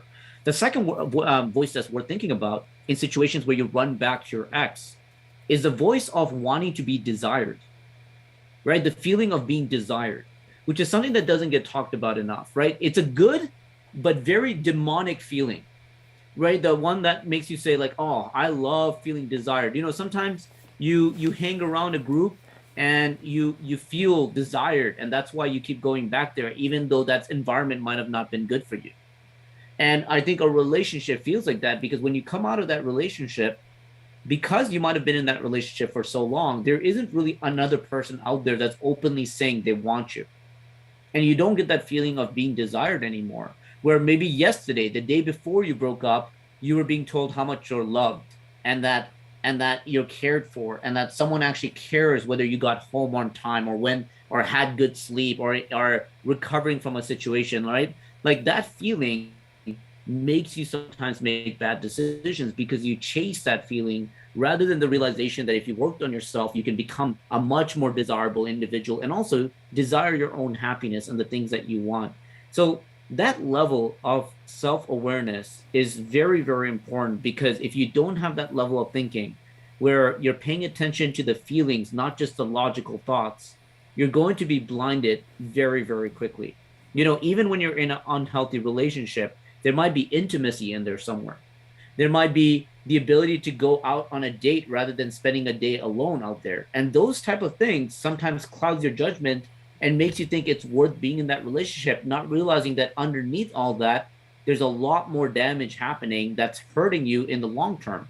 It kind of reminds me of those cheesy iceberg photos that we see hanging on motivational walls, right? Where you see that the top part, the tip of the iceberg right above water, which is what you see, but what you don't see underneath is this massive, massive piece of the iceberg that is everything else that is underneath the surface. And sometimes that's what's happening. It's the realization that you're paying attention to the micro good, not seeing the macro bad, the long-term wins and miss the short-term wins and missing the long-term downfalls. And I think about how I used to hate those relationships more because I felt like I wasted a lot of time.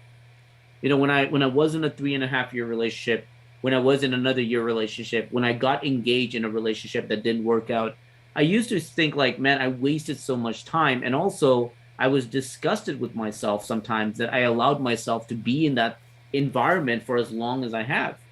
But the parts that doesn't get seen, if I may even bring back our stories about our relationship with our parents, it's easy to pinpoint where this scarred you. Scars are a lot easier to see and feel. But what we don't give credit to, because it's not as evident, is the character that we were able to build for ourselves, who we became, the resilient individual, the bravery that we pick up along the way, the confident and dependent individual that we become. It's hard to credit that those actually came out of the fire. that those actually came out of us going through a bad situation. And you've actually done a really good job articulating this in the last chapter so well that it became one of the quotes that we use in our marketing. The idea that you learn quicker by going through mistakes rather than gradually improving and increasing your comfort zone. Gradually doing things right versus making mistakes, and that making mistakes helps you learn quicker. We sometimes don't give enough credit that these so-called bad situations, these so-called failures, are actually the things that allowed us to be who we are. I'm so happy with my life right now. And if I was given an option to go back and pull a memory or pull something out of my history, I'm so terrified of the supersonic magnitude of changes that it would cause, this momentum that would build, and things that would change as a result of taking out a micro memory that I may not be where I am today. When you start realizing that, you never start looking at any of those past memories as a waste of time. You're not only embracing it, but you're grateful that it happened, because you don't think you would have been able to do the things you have today if you didn't go through that process. Yeah, it's crazy to think like I can't imagine wanting anyone else's life. And if you take away any sort of piece of any sort of like the most unpleasant experience or the most unpleasant memory, then you're living a completely different life, it seems, because you don't have that lesson to incorporate to yourself, and you don't know how you would operate. You'd become a completely different person in the same way that maybe one of your brain areas get damaged. So I'm completely in agreement with you in that. It's when when looking at like the negatives from past relationships and then trying to see what you learn from it, sometimes it's not so evident, at least for me as well, like that I have a certain pattern where this in this relationship this happened, and then when I brought it into this one, then that person also did the same, and now it's reinforced to me as a problem with myself, not with a problem with the way maybe the person expressed themselves, if it was a toxic one. Or maybe it can be the opposite, which is that I did good in this relationship when I did this, and then it was reinforced in this one, so naturally I had to carry it on. And these learned behaviors can also be unlearned, and it's important to see what fits for you. Like, is this who you are and who you want to be? I I kind of look back at the ones like the negative parts in my relationship in particular, and it's so easy for me to pick apart and say that this was absolutely terrible and this hindered my progress and this made me so much more worse, and that I'm behind now because of it. I I think more and more about that now, that at least I'm aware of it, and I think that that makes it so much more powerful, because there are so many there are so many times where I've talked to friends that they repeat the same patterns in the relationships, and they wonder why it keeps happening, and they keep blaming the other person. And to think that if I didn't have that experience and it wasn't repeated, and I didn't spend so much time and effort, because it's not just the time, it's also the amount of effort you put in, like emotionally and whatever compromises you had to make there, that make the lessons really stick out in your mind. When you have that self awareness and the reflection, you could only become better, because you realize that you betrayed yourself by staying in or allowing for it to happen for longer than it has. Maybe it was going unaddressed the whole time. Maybe the whole time, whenever you felt like someone was making a comment about something you enjoy, you didn't realize that you really were resentful at the time. And like you keep mentioning, because it's such an important point, that you don't feel the heat when you're in the fire. And it's a unique gift to have that kind of reflection and self awareness that we keep describing, and allowing ourselves for growth, but being your own kind of skeptic. And the reason why this is leading to where I wanted to go with intuition is because in my life in particular, now I struggle with, and I'm working towards this problem that I have, which is I don't trust my own emotions half the time. And the reason why I don't is because when I used to trust my emotions in my later teens, early 20s, I would avoid, because I'd say things like, I'm not going to enjoy myself if I experience this new experience, or it's not worth it because it's just too much effort and I'm going to be drained, or it's just going to make me worse, or I'm afraid of the pain that it can cause. And then I used to just intellectualize reasons why, and then it always come up with some logical, apparently, reason why I shouldn't do the things that I want to do for my own betterment and benefit. And as a result, in my early to mid 20s, what I used to do is I used to ignore those feelings, ignore that anxiousness and that intuition, because I saw that intuition as false. Like, these emotions are just, I used to even say, like, are just remnants of an evolution that doesn't serve me well at this point. And I used to dismiss them completely, which now, as I'm older, and now what I'm working on currently is recognizing that there is some validity to it. These emotions are an internal stimulus, so it doesn't necessarily have to drive what I do, but it is important information to listen to, like you mentioned as well. For me, when I used to see that as pathology, and I looked at it as pathology, I used to power through it, and I still do. And what happens as a result is I get better, I get stronger, but at the same time, I get put into those situations that can be harmful, and that can put myself through the detriment. And I spend a lot more time and energy because I kind of jump into the fire, and almost as a result, being like, I feel the heat before I jump in, yet I still tell myself it's not that hot, and I think it's hot, but actually it's not. So I'm just going to jump in and see what happens.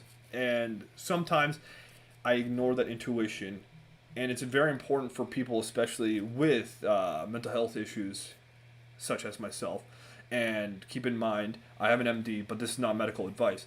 That you recognize through your therapy, you have to ignore that, but then at a certain point, you also have to acknowledge that this is an important stimulus and this is important information to pay attention to. So you have to learn how to pay attention to it and how to make sense of it in a way that can help you towards your benefit. And that's what I'm doing now in my current dating situation. Is I find more and more that I have this default, which I carry with me, is that when I don't feel like a relationship is working out, or when I don't feel a connection with the person, I just tell myself, give it more time. You know, your normal is to shut out your feelings, is to not feel, because that's how my anxiety manifests now. And so by ignoring that, I ignore this intuition, and then I spend more time than I need to, and I'm not as efficient with it. So it's also an important thing to acknowledge, but you're absolutely right that intuition is very important to pay attention to. It's very important information. So I just wanted to throw that out there. I like that you said this a couple times about the work that's still involved, because I think that's worth highlighting, which is that I don't want our learnings and takeaways to mislead people to wave the white flag the second they feel like it's not in alignment with what they wanted, right? And it's the fact that there's still the necessity of letting something breathe long enough to know whether or not it's a good fit for you or not, right? So you might go into a relationship with things that are, and you say, oh, I'm going to do it in my own terms. And the first time you see something that wasn't what you wanted, let's say the other person chose the movie this time and you didn't want to see it. And all of a sudden you just throw that relationship away, right? Like, you have to kind of feel out the relationship to see, is it actually allowing you to be the person you want to be, right? And I think that's worth addressing, to be the person you want to be. And you're not going to find that out in the first date. And I think I really like your idea of sometimes jumping towards the fire, knowing very well what's about to happen. But it also kind of, to play to that analogy, like, you kind of know, like, hey, if I barrel roll into it rather than run through it, I might actually be better next time. Or if I wear this outfit and jump through the fire, it may not hurt as much. And maybe, just maybe, I'll be able to control the fire and use it in my own favor. As we know, just with the history of fire, like fire was something that was seen out of fear first, but later used as a tool for things like cavemen and bonfires and all the other ways that fire has been used. You can really harness your learnings and use it in your favor, but it's only until you've experienced it a couple of times that you really know what you can do with it.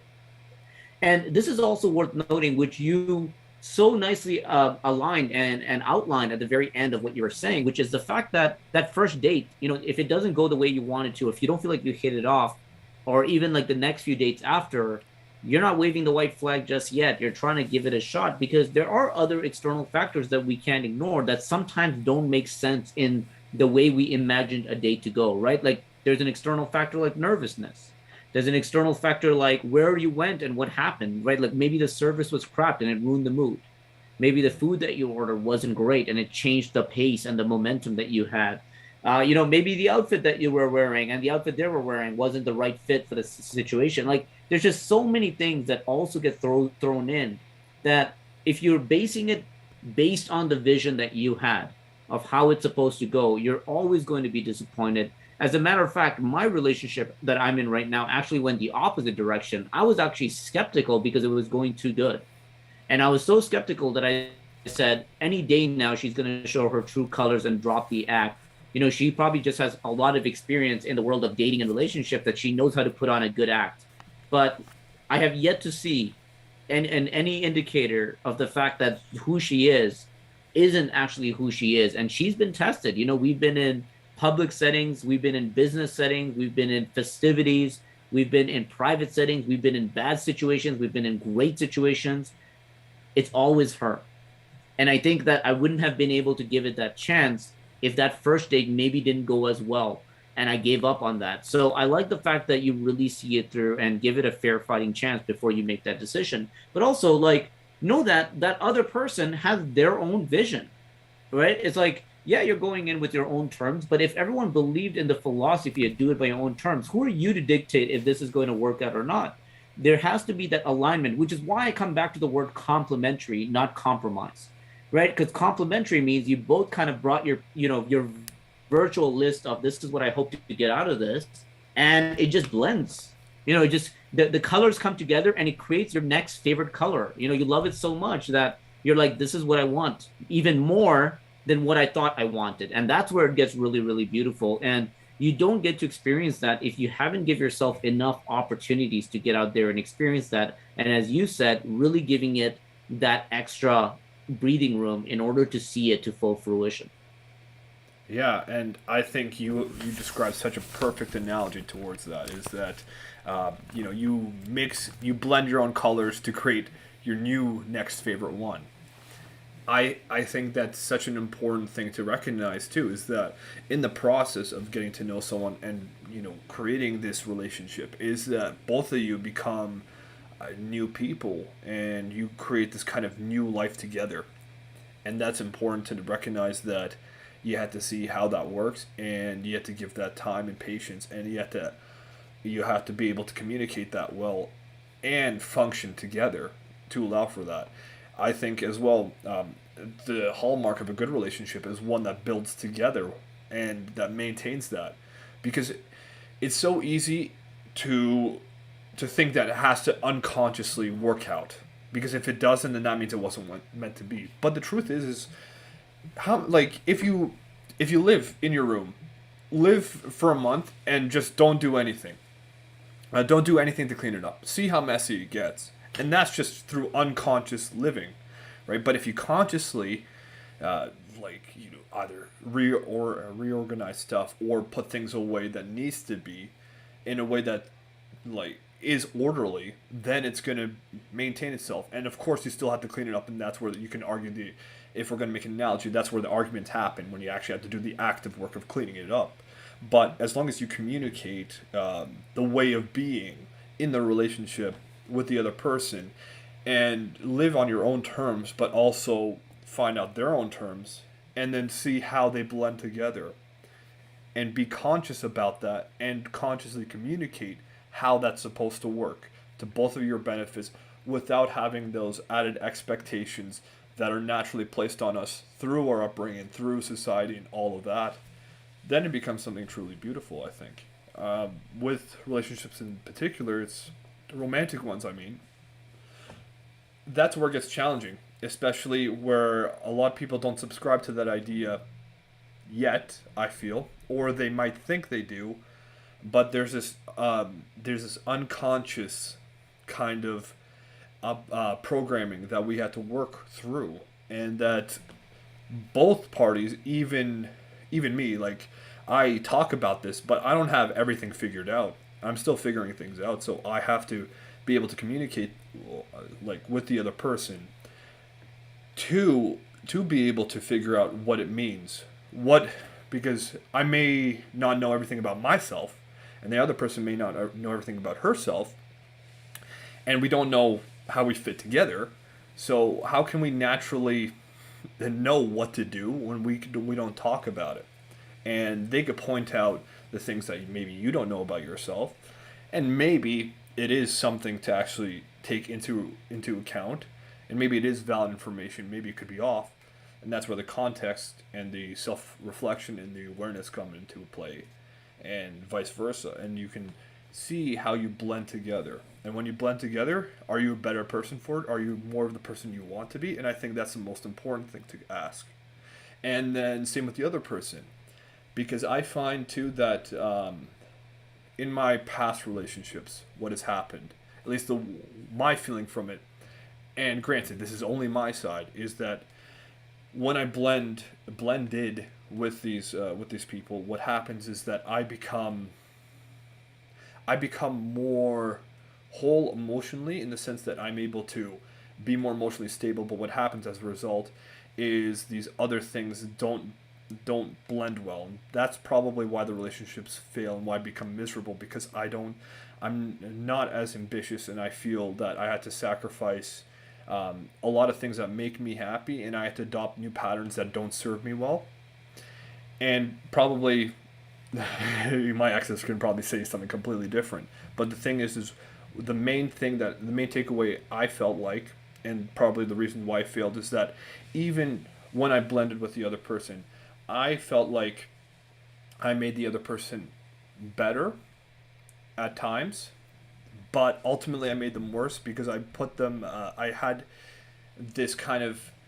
I didn't mean to, but I put this expectation on them to achieve more, because I naturally want to grow as a person. And when you have another person that doesn't want to grow towards the direction you want to, then it becomes challenging.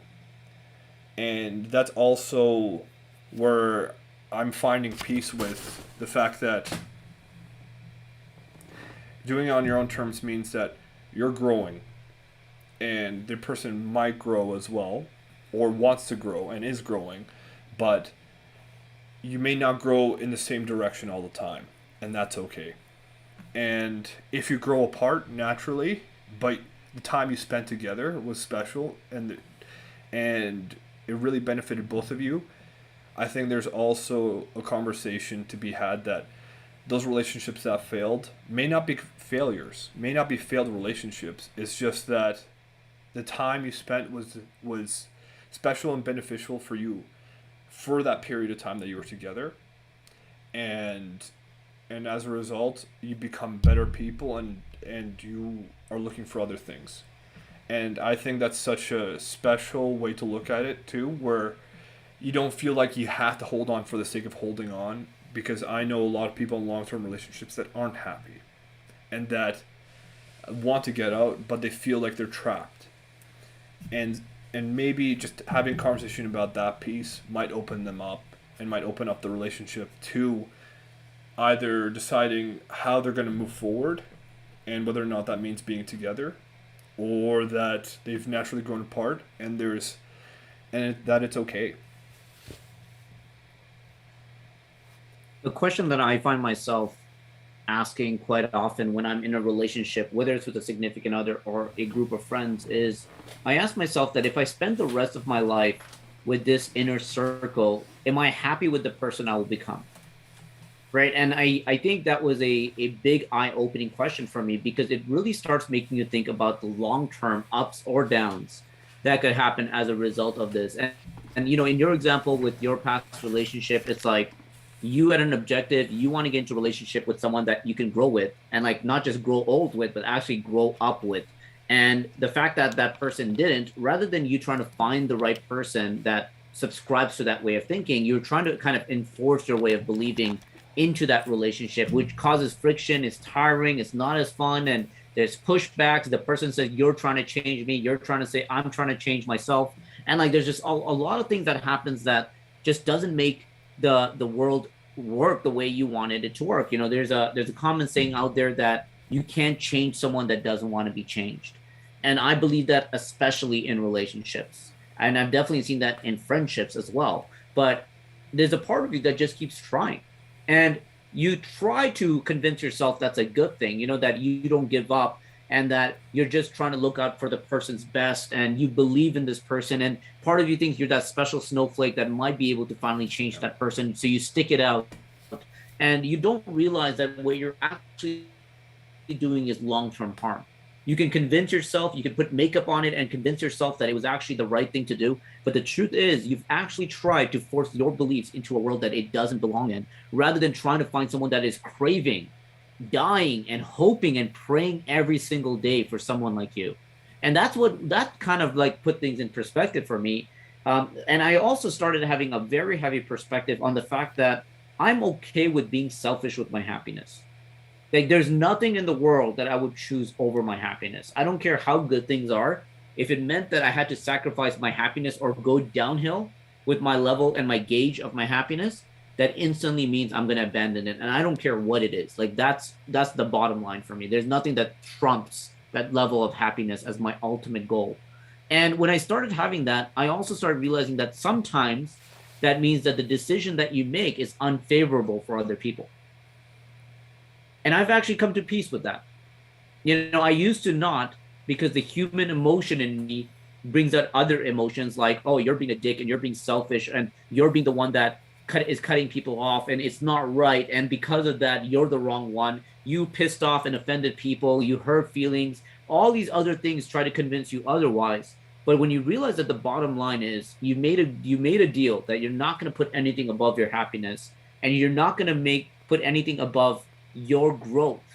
I think you start making better decisions and not letting those emotional micro barriers get in the way from making you stick around. This happens in relationships with significant others. It happens even more so with friends. You know, I asked myself this many times in my life with different friends that I was with, is I would constantly ask myself the same question.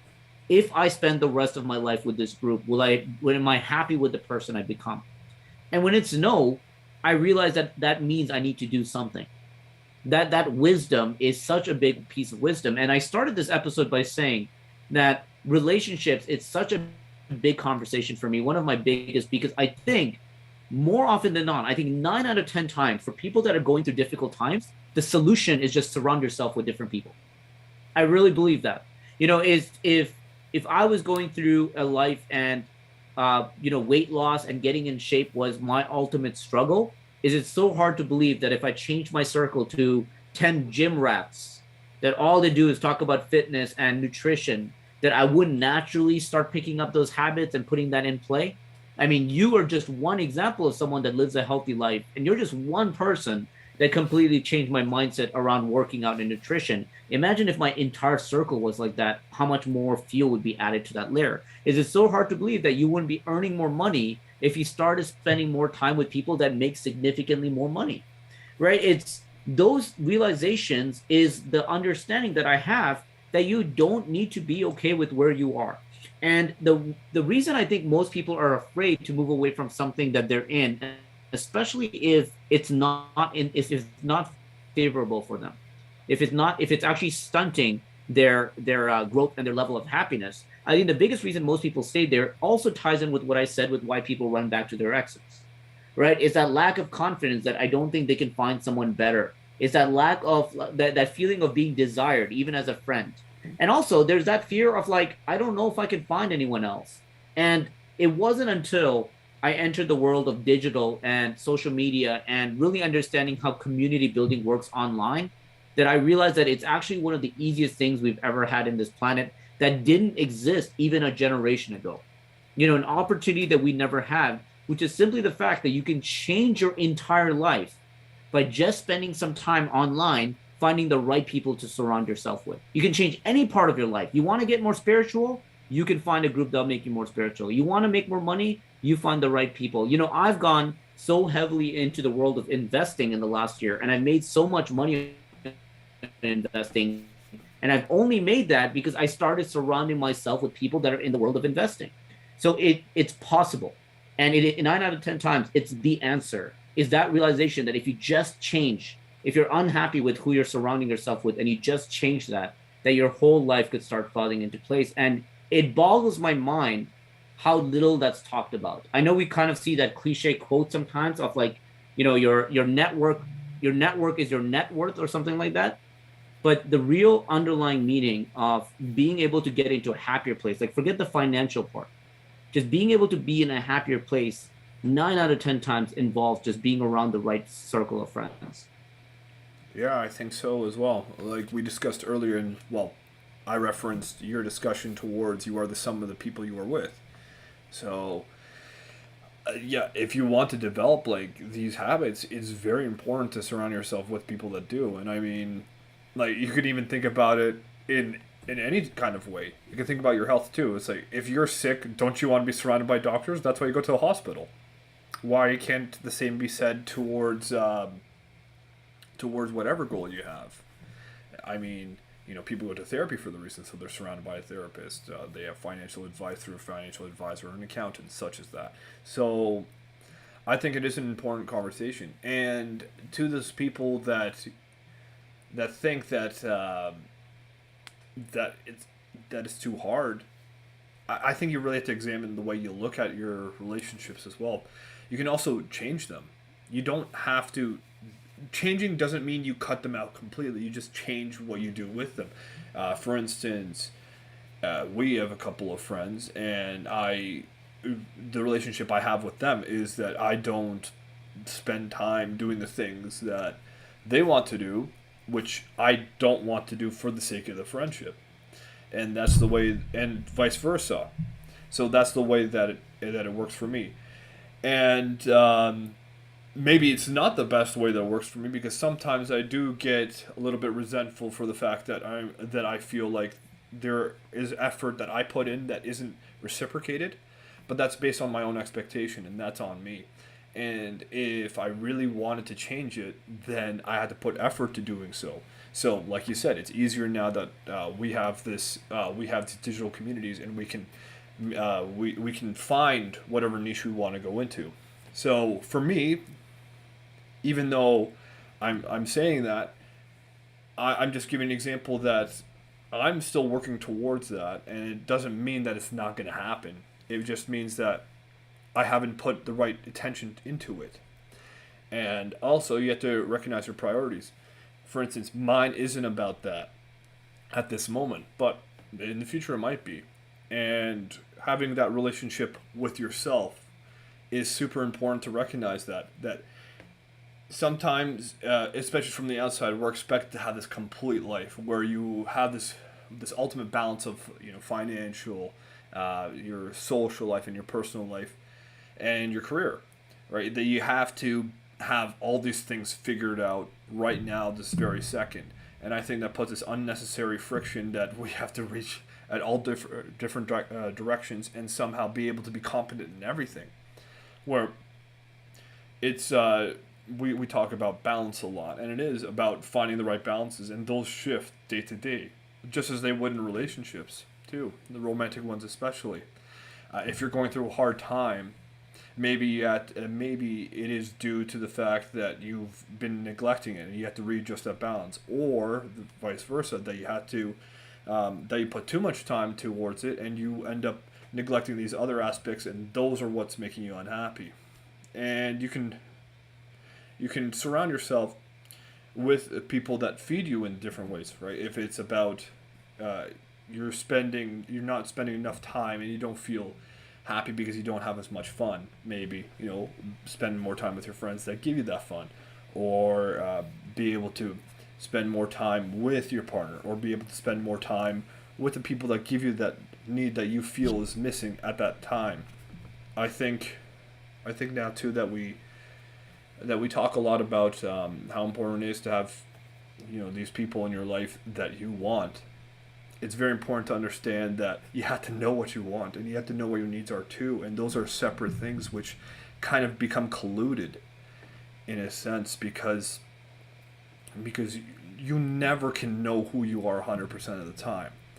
And I often describe myself as incomplete, and people can take that as a negative, and maybe it is a negative because of the word I use, even though I love the word because it just sounds very full. And I I see that in the way that the balances in my life in this moment are not to my liking, but it's for my betterment for the future for now. And then eventually I'll be able to fix that.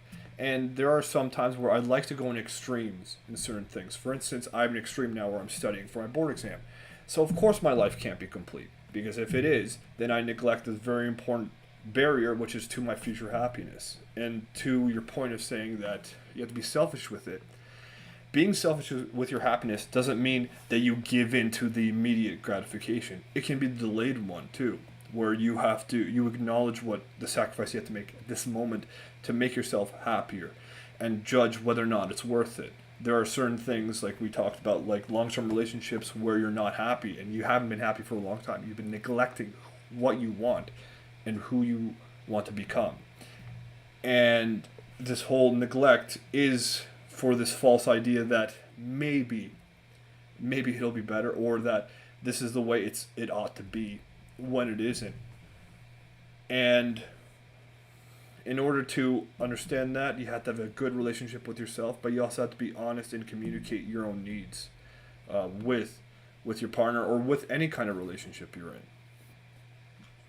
I also subscribe to the mindset of being incomplete, because I think that is the that pursuit that you kind of take to the grave with you, right? Like trying to figure out as you go. And the beauty of doing this podcast in real time every single week is the fact that we're still learning and we're still reflecting, which means that it's episode 7. We may come back in like episode 23 and being like, hey, I changed my mind on everything we said in episode 7. And I'm excited for that, because what happens with this show is that the ones that are listening with us gets to kind of follow this journey of growth and the journey of thinking and how things may be different, right? Like the relationship we talked about with our parents. Like if we started our podcast in the middle before we did that, we might have actually seen that full progression of us going from resentment to respectful.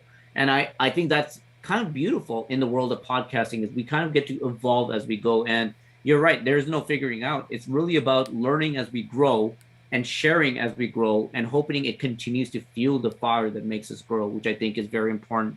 I'm in the tail end of Jordan Peterson's book, 12 Rules of Life, and I'm down to the last rule right now, and it's such a great read. And the rule that I was just reading about talked a lot about the story and the origin story of Superman, the comic book, the comic superhero, Superman. And when he was created initially in the 1950s, the story that was being told was this indestructible human being, or this indestructible alien that could do everything, right? It could leap tall buildings in a single bound. It could fly. It could hit a baseball out of this universe and it'll never come back. It could do all these things, and it was just completely indestructible. And then around 1960s, what happened was Superman went from the number one superhero to actually being considered boring. And what they decided to do was, hey, let's give him more powers. Let's let him shoot laser beams from his eyes. Let's let him blow wind and turn our entire planet into the Arctic. And let's give him all these other additional powers, because that's going to make him cool again. But the problem was, as they started making him better and better, he started becoming less relatable. He started becoming someone who didn't have a purpose in life, who had no reason to get better, because there was nothing slowing him down. As a matter of fact, the writers were challenged with coming up with new stories because they didn't know how to keep it creative enough to actually give him a challenge, a drama in the story. So once again, the readers got bored. It wasn't until they tripped and accidentally landed on this plot line of something that they called Superman's weakness going forward, which was a green meteor rock that they now call kryptonite. And they realized that by giving him that weakness, it started acting in a way that gave Superman a purpose in life and more creative ways to navigate through the world. And what it started doing is making the readers interested again, because it started giving superhero iconic relatable stories of weaknesses and being vulnerable and how to be able to deal with that and how to be able to still have the confidence regardless of that weakness. And it started giving people lessons that made them connect with Superman and ultimately allowed him to be the number one superhero in the world yet again. And I think that comes back to, I think what Jordan Peterson was trying to illustrate is the meaning of life. It's like, it's those challenges and conflicts that gives us purpose. And it's those challenges and conflicts that makes us want to do better and be better. And if we didn't have those, there's just no reason to live. There's no reason to be, because it's where we just don't have the purpose of getting better and growing, which I thought was a great way. Not to mention, I'm a huge comic book fan. So to me, I really related with that story, and I thought that was great. Another quick thing I wanted to share with you here was something that someone said to me recently when I was talking about this whole cutting people off story. And what she said to me was really powerful. She said that you don't need to cut people off. If you just keep growing, the branches will just fall off. And you're going to grow new branches and they'll be healthier and stronger. And I thought that was a beautiful way a beautiful thought that came back to my mind as I just heard you explain that you don't necessarily need to cut people off. The people that are meant to grow with you, even if it's not in the same direction, will grow with you as you're growing. But the people that are unable because of compatibility or lack of compatibility, they're just going to fall off anyways. And I think I believe in that so much too. I don't actually go out of my way to cut people off. I just focus on my North Star. I just focus on growing the direction I want to grow. And if it so happens that branches fall off, all that means is that I didn't need those to keep growing. And I keep moving in that direction. And the last thing I wanted to just share really quickly, I just Googled it because I read it previously, but I wanted to get the metrics right. It was doing a comparison of how sharks grow in a tank, right? And it said a shark in a fish tank will grow 8 inches, but in the ocean, it will grow 8 feet or more. And then it says the shark will never outgrow its environment and neither will you. Many times we are small-minded people and don't grow. Change your environment and watch yourself grow. And I think although we're talking about better relationships and maybe changing the people you hang out with, the environment doesn't just mean the people. The environment could be the opportunities you allow yourself to be presented in. You know, if I lived in my room every single day and didn't give myself the opportunities of going out and spending time in more environments, and as we talked about better experiences, I'm going to lose out on opportunities that I could have got if I just went out there. Maybe I would have met someone.